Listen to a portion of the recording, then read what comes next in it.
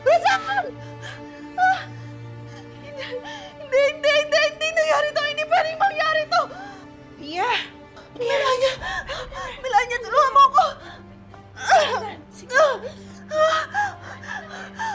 Walang iya sila! Hinarvest nila yung organs ko! Tingnan mo! Tingnan mo! Sandali, kumalma ka muna. Kalma! Paano ako kakalma? Tingnan mo yung ginawa nila sa akin! Walang buwag nila yung katawan ko! Via, makinig ka muna sa akin. Makinig ka muna sa akin. Si Rosel, tinawagan ako. Sabi niya, pumunta daw ako dito para sunduin ka. Si Rosel! Nasaan si Rosel? Rosel! Sandali. Rosel! Ito, tumatawag siya. Sagutin mo! Ano, Via? Kamusta ang pakiramdam mo?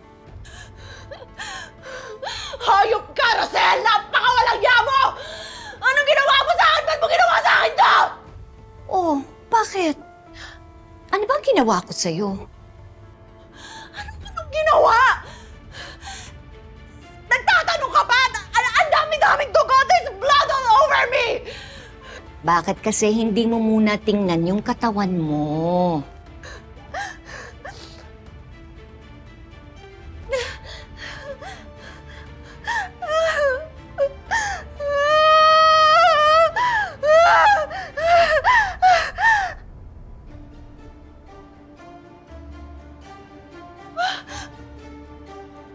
Walang sugat! Wala nga. Bakit may dugo? Via, fake yung dugo. Parang food coloring lang eh. Walang iya ka, Rosel! Pinaglaruan mo lang ako! Via, it's a prank! Napaka-demonyo mo! Pinaglaruan mo lang ako! O bakit? Di ba ginawa mo rin naman yan sa akin dati? Pinaglaruan mo din ako. Di ba inumpisahan mo sa pagpapadala ng mga messages, tapos tinawagan mo ko. Pagkatapos nun, pinadala mo pa sa akin yung blanket ni Belle, nangako ka na ipapakita mo sa akin yung anak ko. Pero ano ang pinadala mo? Di ba, Manika? Tawang-tawa ka pa nga din sa joke mo eh. Walang iya ka talaga! Sira ang ulo, baliw! Pwes, ako naman ngayon ang tatawa. Umpisa pa lang to, Via. Marami pang mangyayari. Kaya kayong dalawa, humanda kayo.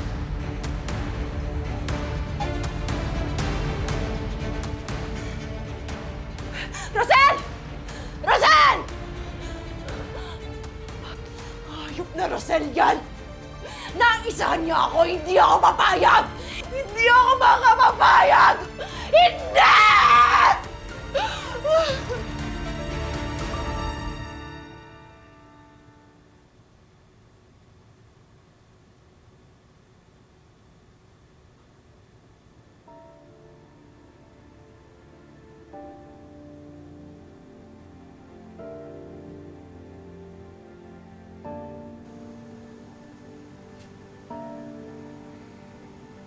Nay? Belle, Nay? Nay? Saan po kayo galing? Nay? Worried na po ako para sa inyo. wala kang dapat ipag-alala, Belle. Wala nang mananakit sa'yo. Wala na. Nay, ano po ginawa ninyo kay Mami Via? Pinaramdam ko lang sa kanya kung gaano siya kasama. Pero wala akong ginawang masama sa kanya.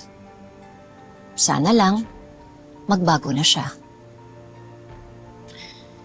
Nay, ipangako niyo po sa akin na wala nang masasaktan. Na wala nang mangyayaring gulo. Hindi pa ako tapos, Belle.